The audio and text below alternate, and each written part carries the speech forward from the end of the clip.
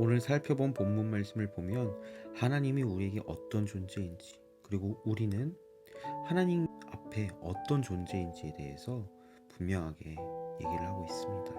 무엇이라 되어 있나요? 하나님은 우리를 지으신 이유, 우리는 하나님의 것이라고, 하나님의 백성이라고, 우리는 하나님이 기르시는 양이라고, 그의 양이라고, 하나님과 우리의 관계에 대해서 아주 명확하게 얘기를 하고 있습니다. 그런데 저는 이 본문 말씀을 보면서 그의라는 이 소유에 대해서 어렸을 적 강압으로 다가왔습니다. 넌 나의 백성이다. 넌 나의 자녀다. 넌 나의 소유다. 이것이 저에겐 이해가 안 됐어요. 왜냐면 소유된 백성이라는 이 말이 저에게는 억압하시는 하나님 같았다는 생각이 들었기 때문입니다. 그런데 여러분, 이 소유라는 단어를 제대로 알고 나면 우리를 향한 엄청난 하나님의 사랑을 느낄 수가 있습니다. 소유라는 것이 어떨 때 쓰이는지 아십니까? 소유는 몸에 지닌다라는 거예요. 그냥 들고 다니는 것이 아니라 몸에 지니면서 내 몸에 붙들린 존재로 여긴다라는 것입니다. 그것이 바로 소유입니다. 보석, 반지, 귀중품과 같이 귀한 것을 말하는 것입니다. 반지나 귀걸이처럼 몸에 지닐 때 소유가 된다는 의미로 쓰여요. 사랑하는 청소년 여러분, 하나님께서 우리를 그렇게 여기신다는 것입니다. 이리저리 끌고 다니는 그런 하나님이 아니세요.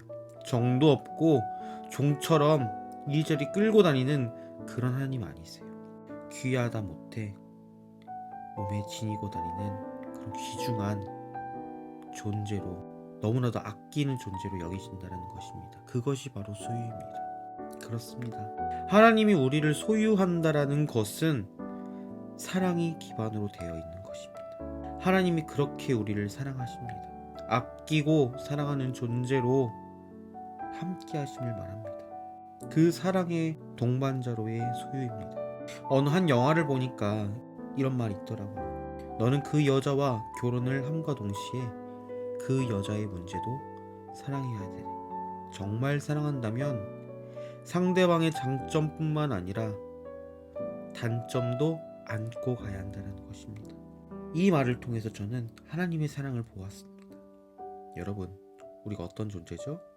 죄성을 지닌 죄라는 뿌리를 가지고 있는 그런 존재이죠. 스스로 죄의 문제를 해결할 수도 없고요. 그런 죄된 우리의 존재를 안아주신 그 하나님 어떤 분이십니까? 죄가 없으신 분이시죠. 죄 없는 그 깨끗한 하나님께서 인간의 모습으로 우리와 같은 모양으로 이 땅에 오셔서 우리의 죄의 문제를 해결해 주신 것입니다. 그리고 너무나도 더러운 우리의 모습을 안아주신 것입니다. 하나님은 그렇게 우리를 사랑하셨어요. 예수님을 이 땅에 보내시면서 하나밖에 없는 자신의 아들을 이 땅에 내어줌으로써 그 아들을 십자가에 못 박히게 하시면서, 왜? 사랑하기 때문에. 그 하나님의 사랑으로 우리의 죄는 덮여지고 우리의 죄의 냄새는 사랑의 향기로 덮이게 되었습니다. 우리를 너무나도 아끼셔서 우리를 가장 귀한 보석으로 여기시면서 꼭 품어주시는 하나님이십니다.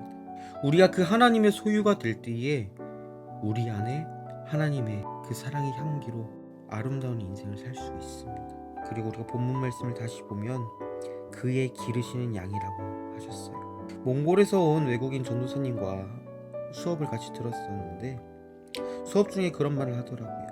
목자가 어떤 존재일까라는 대화를 나누다가 이런 말씀을 해주셨어요. 몽골에서는 실제로 양을 기르는 것이 보편화되어 있는데 양을 치는 목자는 앞에서만 양을 끌고 가는 것이 아니라 뒤에서도 몰고 가는 것이 목자라고 말을 하셨습니다.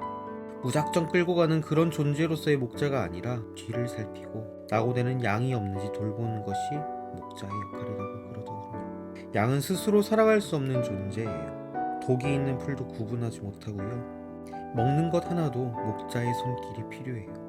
또한 스스로 많이 컸다고 생각을 할 수 있지만 여기서도 목자의 손길이 필요한 경우가 있어요. 양이 자라게 되고 덩치가 커지면 양털의 무게가 너무 무거워서 넘어졌을 때 스스로 일어나지 못해요. 어릴 때나 성장을 하였을 때나 밥을 먹을 때나 언제나 목자의 손길이 필요합니다. 분명하게 우리 잊지 말아야 됩니다. 내가 이만큼 성장했어라는 교만도 버려야 되고, 나 하나님 없이 살 수 있어라는 그런 교만도 버려야 되고, 우리가 분명히 알아야 될 게 무엇인가요? 우리는 주님을 떠나서 살 수 없는 주님께 소유된 존재라는 것입니다. 세상이 나를 가지려고 하여도 나는 주님의 것입니다. 이것을 고백하는 우리가 되길 소망합니다. 우리를 사랑하시고 돌보시는 존재이신 하나님 없이는 우리는 한순간도 스스로 살아갈 수 없습니다. 나는 주를 떠나서 살 수 없는 존재이다. 나는 세상의 것이 아니라 하나님의 것이다. 이것을 날마다 고백해야 됩니다. 그것이 믿음입니다. 우리 안에 하나님이라는 존재는 억압의 존재가 아닌 사랑으로 우리를 돌보시며 우리를 보석으로 여기시는 목자이십니다. 우리가 그의 양이 될 때에, 그의 소유가 될 때에 아름다운 하나님의 향기로 가득한 삶이 될 것입니다.